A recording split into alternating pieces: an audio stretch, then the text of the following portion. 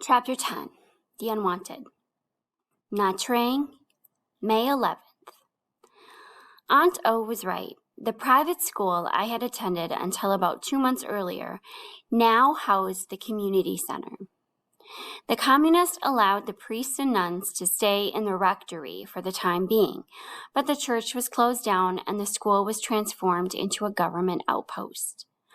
My mother walked into the principal's office, only to see through an opaque glass door the dark shadow of a man sitting behind the desk.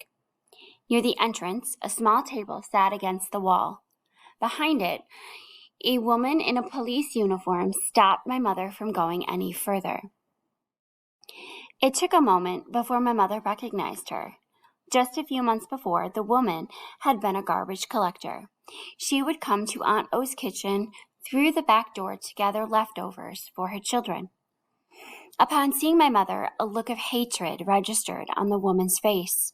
Her eyebrows rose as she looked my mother up and down. "I have come here to register my family," my mother said. "What rock have you been hiding under?" "It has been over 3 weeks." "Where were you?" the woman asked. "My family and I got stuck in Saigon. We returned home as soon as possible." "Liar, you filthy counter-revolutionary. We all know where you've been, what you've been doing." The policewoman grabbed a sheet of paper on top of her desk, then threw it at my mother. "Take a seat. Fill out that form if you are here to see our community leader. Do you think you can handle all that without me having to repeat it again?" "I understand, thank you," my mother murmured. In front of her desk, facing the opposite wall, was a row of seats. 7 people waited to be seen by the town leader, who was alone in his office, assisting no one. Just as my mother was about to resign herself to a marathon wait, a voice called from behind the door, sending a chill down her spine. It was a voice she knew only too well, as it belonged to her gardener. "Comrade Sao," he said. "Was that Madame Kuhan? Tell her to come in. I have been waiting for her." Inside, my mother's gardener, Mr. Tran, sat back in his chair with both of his bare feet resting on the desk. The soles of his feet were deformed with calluses and caked with filth.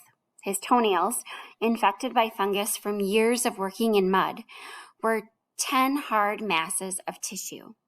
Not long ago, his job consisted of planting and maintaining the many exotic species of flowers in front of our house.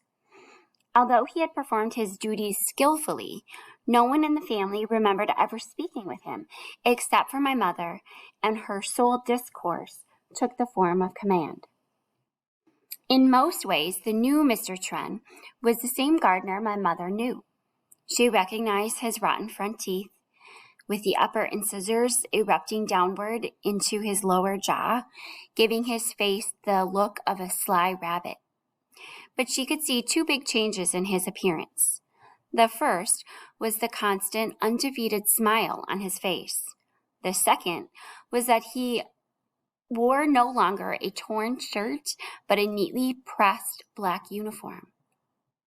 "Haven't seen you in a long time, Madame Kuhan," he said to her as she came in. "How are your plants? Still blooming?" "Oh, Mr. Tran," my mother stammered to find words. I wasn't informed. You can't imagine how shocked I am to see you here.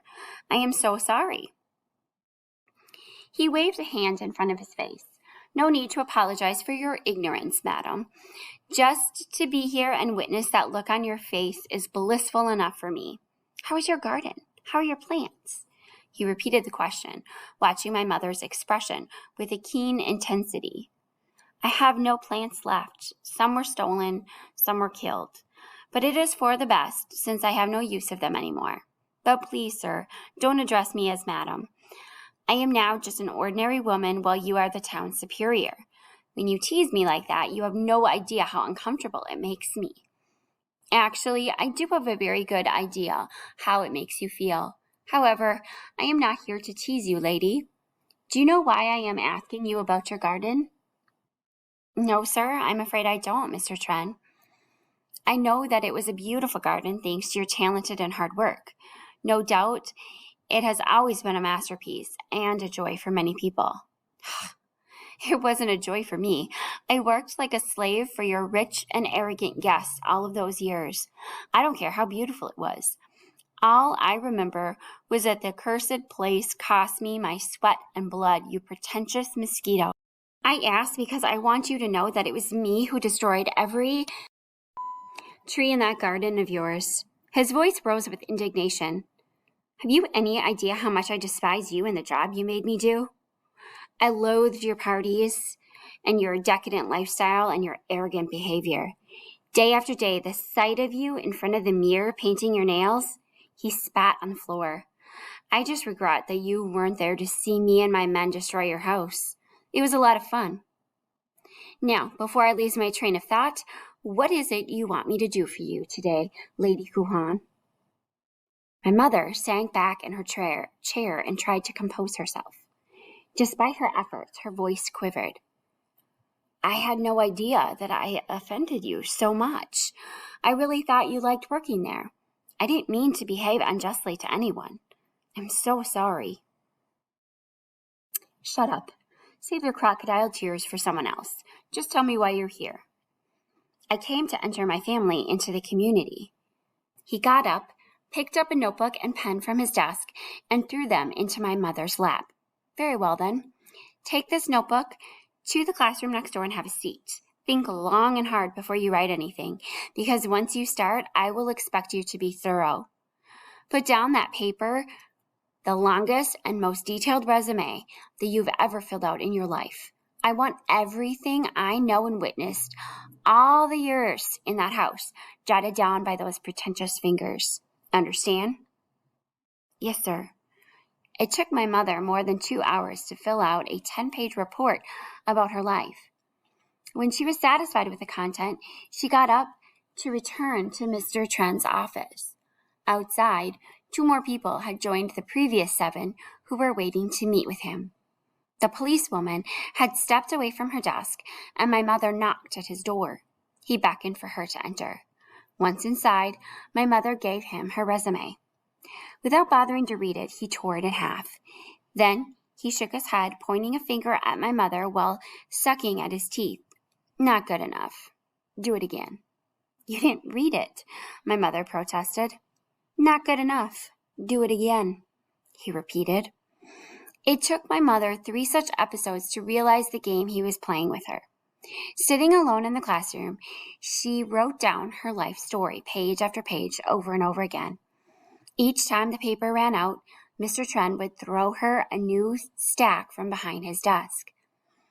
After tearing up my mother's report for the 8th time, Mr. Tran realized that she was no longer intimidated. You don't learn, do you? He said. I don't understand exactly what you want me to do, sir, she said, quietly. I've been here all day writing without anything to eat, and I am pregnant. My children are waiting for me at home. If you don't like what you see, please let me go home and take care of them, and I will get out of your sight. Wouldn't that be convenient for you, Kuhan? Is that what you want me to do? Or do you want me to reserve a space for you and your family in the re-education camp where you can learn more readily? No, sir. I beg you for your mercy. All I want is to be registered in this town. I want my family to be legalized. I can't help the way I have behaved in the past. But whatever wrongdoings you think I did back then, I committed no sin against the government.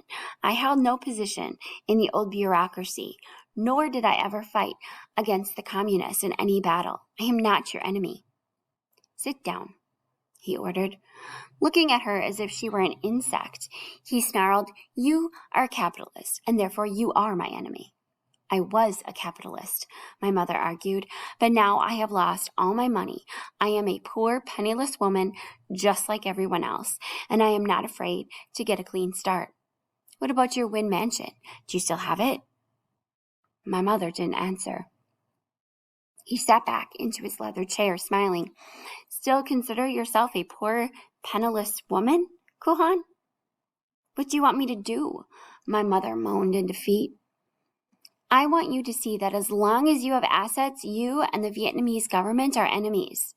We are trying to build a country in which everyone will share everything. He leaned close to my mother's face, and she could smell the acidic decay in his breath. You are standing in our way to the future, Kuhan. We have to knock people like you down so that we can move ahead. You want to confiscate my house, is that it? My mother asked. As I understand, Kuhan, that house isn't the only property you own. Is it so wrong for us to take away one of your many fortunes if it is the only way to redeem yourself in the eyes of the government? Mr. Tran was right. Her mansion was not the only house my mother had owned. Years ago, before she could build her own house, she and my grandparents used to live in a small house on my aunt's property. The house had 3 rooms.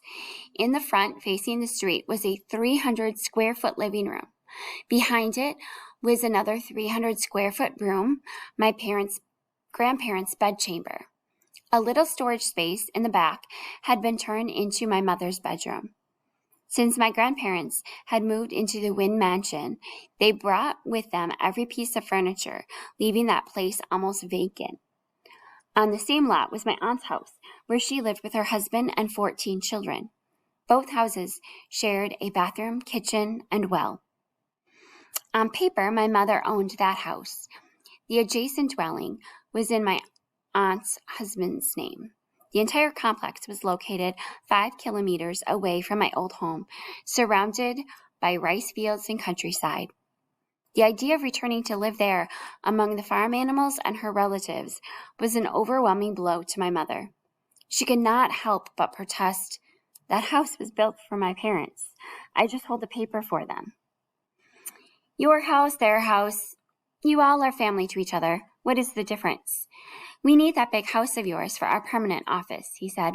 Why don't you take the small house instead? Mr. Tran got up, kicking the chair behind him. Look at me, you filthy, arrogant, ex-Republican traitor. I am trying to make your life easier, but you are making mine more difficult. You don't want to give up that house? Good. Let's see how long you can survive in jail away from your children. Comrade Tsao, get in here, please. The policewoman appeared at the door with her hands on her hips and a frown on her face. Yes, Comrade Tran? She asked. Take this counter-revolutionary to the correctional center. Keep her there until it's her turn to go in front of the People's Council. I wash my hands of her. Let the court of the people judge her crimes, the way it did to every other criminal. Good night, Kuhan. Have fun sleeping in the Hilton. My mother clasped her hands in supplication. Please, I didn't mean what I said. Don't put me in jail, Mr. Tran. Please, can we talk about this? The policewoman grabbed my mother's arm and swung her around. Mr. Tran walked around his desk to meet my mother face to face. Waving his arms, he hissed at her. No more talk. It's time to knock you down, Kuhan, because we are moving ahead. He smiled and walked out the door, leaving my mother and the policewoman behind. Outside, he said to the people in the waiting room, It is 5 o'clock. The office is closing now. All of you come back tomorrow morning. The policewoman did not have a pair of handcuffs. Instead, she used a rope to tie my mother's hands together. She dragged her captive down the street, ignoring the commotion she caused along the way. At the correctional center, after throwing my mother into a cell, the policewoman turned to assign her to the officer in charge. Lying alone on the cold pavement in the dark, my mother feared for her life as well as our lives at home. By morning, she felt totally defeated, but somewhere deep inside her womb, the baby was kicking. Mr. Tran came to see her in the morning with the same smile tattooed on his face. He looked at her from the other side of the bars and shrugged at her woe. Let me go, she begged him. You can have the house. Let me sign the paper. I'm not sure I want your house anymore, Kuhan. His teasing cut her like a knife.